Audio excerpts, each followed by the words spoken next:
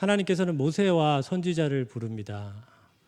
하나님께서 모세를 불러서 애굽에 가서 바로 왕에게 전하라고 하시는데 모세는 이렇게 얘기합니다. 하나님, 저는 말을 못합니다. 그럼 하나님께서는 그래, 너는 말을 못하니까 내가 다른 사람을 써야겠다라고 이야기하지 않고 내 형 아론이 있는데 내가 내 형 말 잘하는 아론을 붙여가지고 말을 하게끔 하겠다라고 얘기를 합니다. 모세도 거절을 했다라는 것이죠. 그리고 선지자 예레미야를 부릅니다. 예레미야는 이렇게 얘기합니다. 저는 아이라 말을 못합니다. 하나님께서는 어떻게 말씀하시냐면 내 말을 내 입에 두었다라고 말하면서 하나님의 그 일들을 행할 수 있도록 행하십니다. 오늘 우리가 보고 있는 에스겔서에 보면은 에스겔이 뭔가 주저주저하고 소심하고 이런 부분들을 명확하게 다루지는 않지만 하나님께서 이전에 모세와 선지자들을 다루었던 것들을 보고 그리고 오늘 환상을 통하여서 하나님께서 에스겔을 다루는 걸 보게 되면 에스겔도 어쩌면 주저주저하고 있었기 때문에 하나님께서 담대하게 이스라엘 백성들에게 하나님의 말씀을 전할 수 있도록 훈련시키시고 있는 것은 아닐까 하는 그런 생각들을 하게 됩니다. 그렇다면 지금 본문의 배경은 어떤 거냐면 바벨론 포로로 이스라엘 백성들이 지금 온 상황입니다. 그리고 아직 유대 나라의 예루살렘 성은 아직까지 멸망하지 않은 상황입니다. 하나님께서는 70년이 차야지만 바벨론 포로 생활이 끝난다라고 얘기를 하고 있는데 지금 이스라엘의 바벨론 포로로 생활하고 있는 그들은 70년까지가 아니라 1년, 2년이 지나면 곧 갈 거라는 그런 생각을 하고 있었던 것입니다. 그래서 지금 에스겔을 통하여서 하나님께서는 지금 70년이 차야 된다. 그렇기 때문에 지금 여기에서 밭도 갈고 그렇게 생활을 하라라고 얘기를 하고 있는 상황입니다. 그러니까 거기 있는 사람들은 그 에스겔의 말이 잘 들리지 않을 수 있다는 것이죠. 그렇게까지 내가 기다릴 수는 없다. 뭐 지금 70살이다 그러면 70년이면 140살인데 내가 언제 그러면 그렇게 가냐? 그런 상황 가운데서 어떻게 보면 민족에게 불편한 얘기를 하는 상황인데 하나님은 이 말씀을 어떻게 담대하게 전할 수 있을까? 이런 어떤 본문적인 상황입니다. 그런 것들을 여러분 좀 염두에 두고 우리 에스겔 3장 1절부터 11절의 말씀을 함께 읽도록 하겠습니다. 시작. 또 그가 내게 이르시되 인자야 너는 발견한 것을 먹으라. 너는 이 두루마리를 먹고 가서 이스라엘 족속에게 말하라 하시기로 내가 입을 벌리니 그가 그 두루마리를 내게 먹이시며 내게 이르시되 인자야 내가 내게 주는 이 두루마리를 내 배에 넣으며 내 창자에 채우라 하시기에 내가 먹으니 그것이 내 입에서 달기가 꿀 같더라. 또 내게 이르시되 인자야 이스라엘 족속에게 가서 내 말로 그들에게 고하라. 너를 언어가 다르거나 말이 어려운 백성에게 보내는 것이 아니요 이스라엘 족속에게 보내는 것이라. 너를 언어가 다르거나 말이 어려워 내가 그들의 말을 알아듣지 못할 나라들에게 보내는 것이 아니니라. 내가 너를 그들에게 보냈다면 그들은 정녕 내 말을 들었으리라. 그러나 이스라엘 족속은 이마가 굳고 마음이 굳어 내 말을 듣고자 아니하리니 이는 내 말을 듣고자 아니함이니라. 보라, 내가 그들의 얼굴을 마주 보도록 내 얼굴을 만들어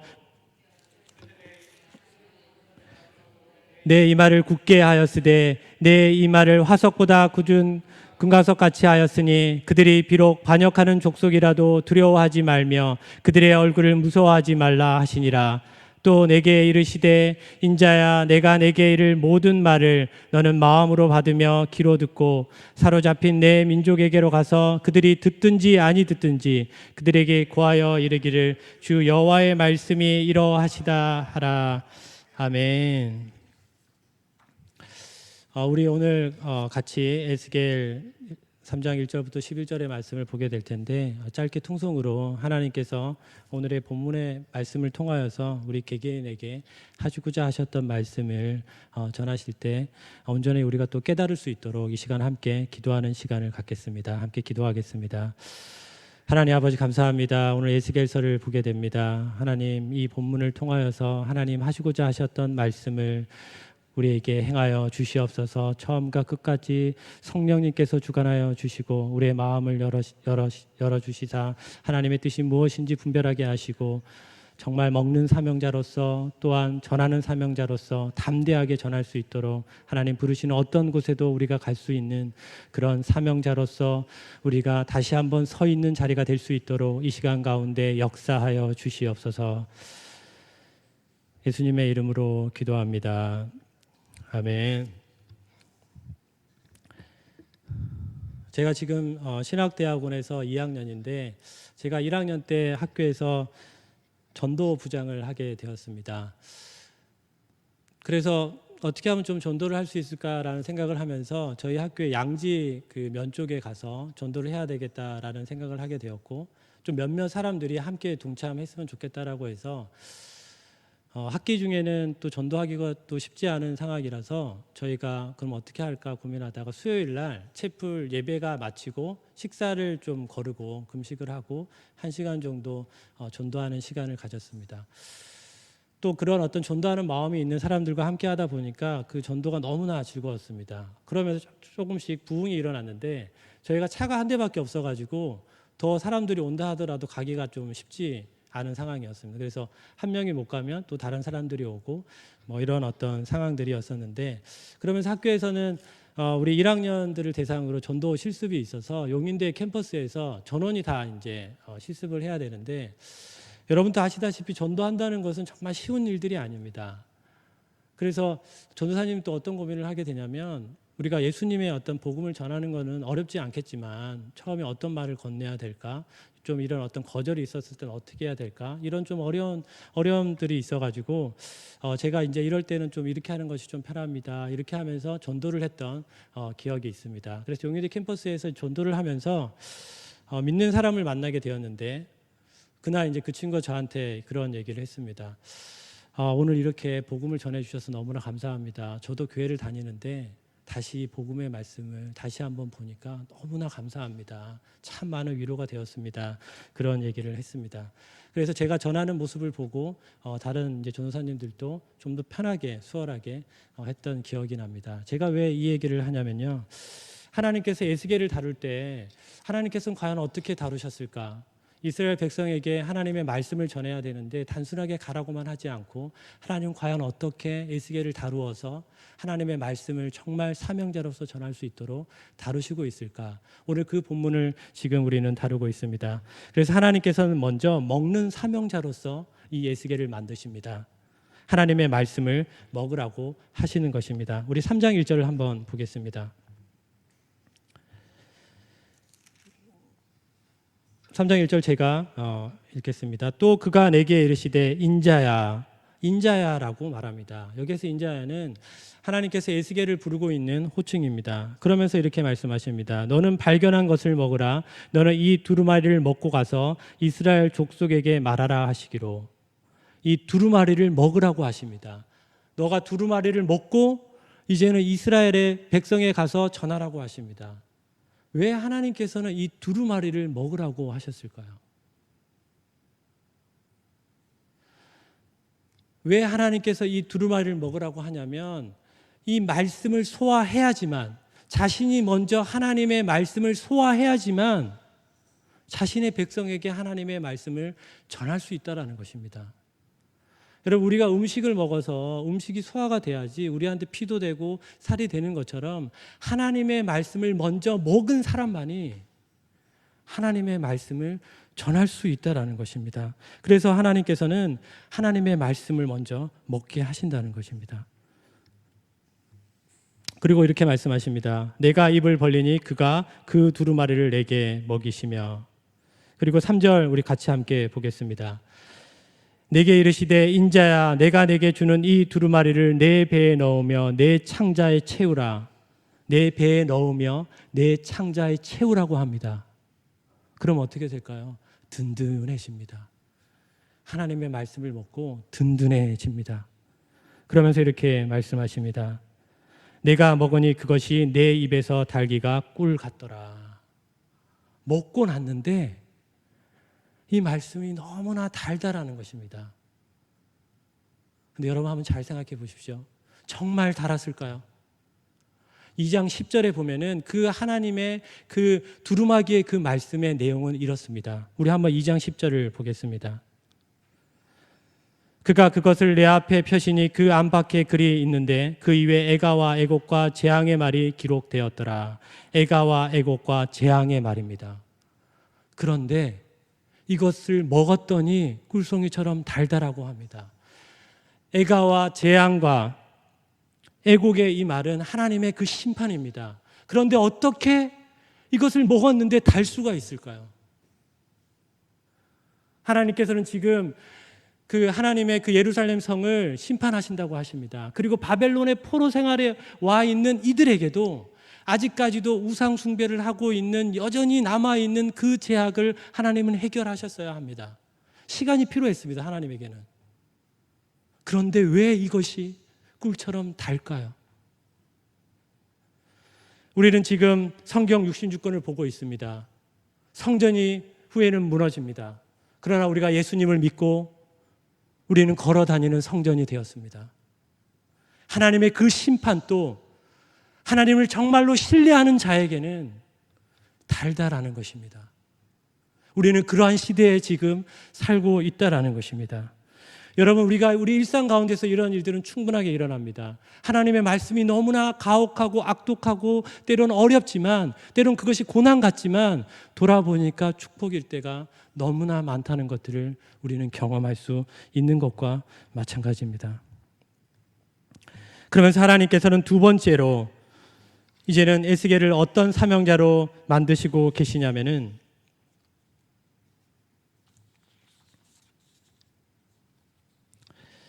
전하는 사명자로 만들고 있습니다. 그가 또 내게 4절입니다. 그가 또 내게 이르시되 인자야 이스라엘 족속에게 가서 내 말로 그들에게 고하라. 전하는 사명자로 하나님께서 에스겔을 만들고 있습니다. 그런데 누구에게 전하는 것입니까? 5절을 보겠습니다. 너를 언어가 다르거나 말이 어려운 백성에게 보내는 것이 아니요 이스라엘 족속에게 보내는 것이라. 너를 언어가 다르거나 말이 어려워 내가 그들의 말을 알아듣지 못할 나라들에게 보내는 것이 아니니라. 내가 너를 그들에게 보냈다면 그들은 정녕 내 말을 들었으리라. 하나님께서 지금 전하는 사명자로 보내고 계시는데 그 대상이 바로 이스라엘 백성입니다. 말이 통하지 않고 어려운 백성들에게 보내는 것이 아니라 말이 통하는 백성에게 보내고 있습니다. 제가 대학교 때 중국에 단기 선교를 간 적이 있습니다. 그래서 그 프로그램 중에 어떤 게 있었냐면 중국의 주요 명소들을 찍고 오는 어떤 그런 시간이 필요했었는데 그래서 사진을 찍고 이제 오는 것이었습니다.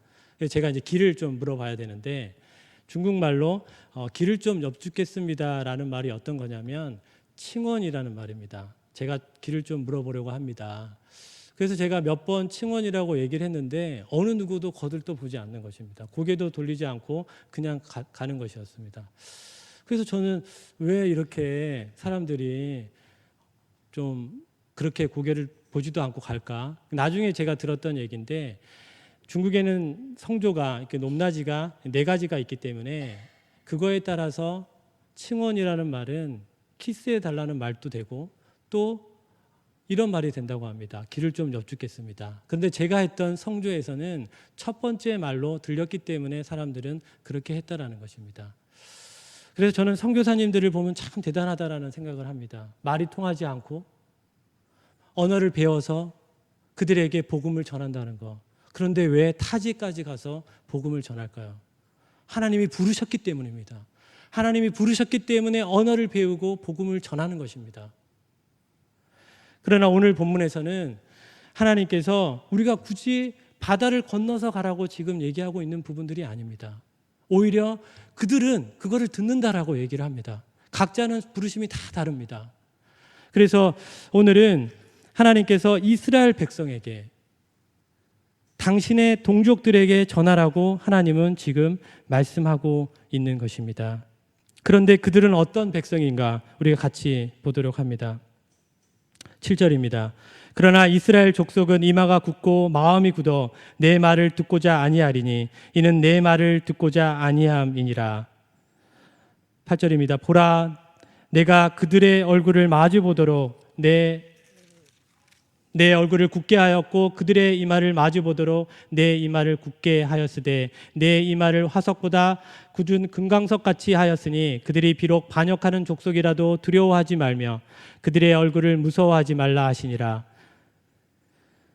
그러니까 하나님께서 이제 에스겔을 어떤 훈련을 시키냐면 담대한 훈련을 시키시는데 이마를 화석보다 굳은 금강석 같이 하였으니 얼굴을 담대하게 만드시는 것입니다. 어떻게 보면 철판을 깔게 만드시는 것입니다. 그러면서 그들의 얼굴을 무서워하지도 말고 두려워하지 말라라고 하십니다. 정말 강심장을 만들어서 당신의 백성들에게 전하게 하십니다. 왜 하나님께서는 이렇게 강한 강심장을 만들어서 담대하게 전하게 하셔야 할까요? 지금 하나님의 그 메시지는 심판의 메시지입니다. 여러분 학교에서도 안 좋은 소리를 누가 하면은 거의 왕따를 당하는 겁니다. 누가 싫은 소리를 듣고 싶어 하겠습니까? 지금 에스겔은 민족을 대상으로 하나님의 심판을 얘기하고 있기 때문에 어느 누가 그것들을 좋게 받아들일까요? 그렇기 때문에 그런 위협을 부릅쓰고도 하나님의 말씀을 전하게 하기 위해서 하나님은 지금 이와 같이 에스겔을 담대하게 전할 수 있도록 만드시고 있는 것입니다.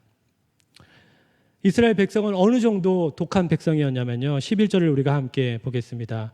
사로잡힌 내 민족에게로 가서 그들이 듣든지 아니 듣든지 그들에게 고하여 이르기를 주 여호와의 말씀이 이러하시다 하라. 듣든지 아니 듣든지 그 정도로 지금 독합니다. 듣든지 아니 듣든지 하나님의 말씀을 전하라고 합니다. 여러분 제가 지금 오늘 전반적으로 사명자에 대한 이야기를 했습니다. 우리는 먼저 하나님의 말씀을 먹어야 합니다. 우리가 먼저 소화해야지만 하나님의 말씀을 전할 수 있는 자가 됩니다. 전하기 위해서는 우리가 담대하게 전해야 합니다. 하나님은 그럼 오늘 신약 시대 오순절 성령 강림 이후에 우리에게 하나님이 담대하게 전할 수 있도록 우리를 어떻게 무장하실까요? 사도행전 우리가 사도행전 1장 8절을 보면은 하나님께서 성령님을 우리에게 주시는데 이렇게 말씀하십니다. 오직 성령이 너희에게 임하시면 너희가 권능을 받고 예루살렘과 온 유대와 사마리아와 땅끝까지 이르러 내 증인이 되리라. 성령이 임하시면 권능을 받는다고 합니다. 여러분 권능을 혹시 받으셨나요? 권능을 받으면 증인이 됩니다. 여러분 혹시 권능을 받지 못하셨나요? 그러면 하나님의 말씀을 전하는 데 있어서 주저하게 됩니다. 위협이 있고 핍박이 있으면 피하게 됩니다. 권능을 받으면 증인이 됩니다. 사도행전 4장 이후를 보게 되면 하나님께서 당신의 백성들이 권능을 받고 어떤 일들을 행했는지를 볼 수가 있습니다. 사도행전 4장 31절을 보면 모인 곳이 진동하더니 무리가 다 성령이 충만하여 하나님의 말씀을 담대히 전하였더라. 여러분 산헤드린 법정에 섰던 베드로를 한번 생각해 보십시오. 그러한 위협 속에서도 하나님의 그 복음의 말씀을 담대하게 전했던 베드로를 생각해 보십시오. 천사의 얼굴과 같았던 그 스데반, 그 위협 속에서도 복음의 메시지를 전했던 스데반을 생각해 보십시오. 총독과 왕 앞에서 제수의 모습으로 그런 모진 핍박 속에서도 너희들은 나와 같이 되기를 원한다라고 얘기했던 사도 바울을 생각해 보십시오. 그들은 하나님의 말씀을 담대하게 전했습니다. 그들은 사람들의 눈치를 보지 않았습니다. 그들은 두려워하지 않았습니다. 하나님의 말씀을 담대하게 전했습니다. 우리에게도 지금 성령 충만함이 필요합니다. 우리 가운데 내주하신 성령님이 마음껏 일할 수 있도록 우리는 그분께 맡겨드려야 합니다. 그렇다면 우리는 어떻게 해야 됩니까? 우리가 지금 함께 바이블 타임으로 성경을 보고 있습니다. 여러분, 우리가 같이 성경을 봅니다. 그리고 설교를 듣습니다.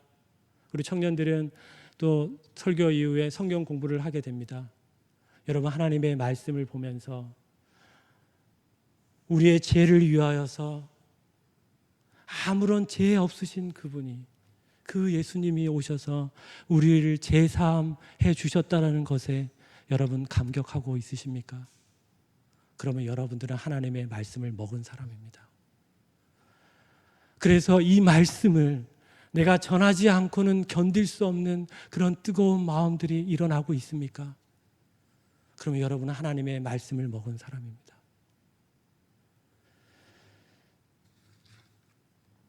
오늘 우리에게 하나님 주셨던 이 말씀처럼, 에스겔을 통하여서 우리에게 주셨던 말씀처럼 우리의 심장이, 우리의 가슴이, 우리의 머리가, 우리가 전인격적으로 하나님께 반응할 수 있도록 우리가 성령 충만함을 함께 구하는 시간을 가졌으면 좋겠습니다.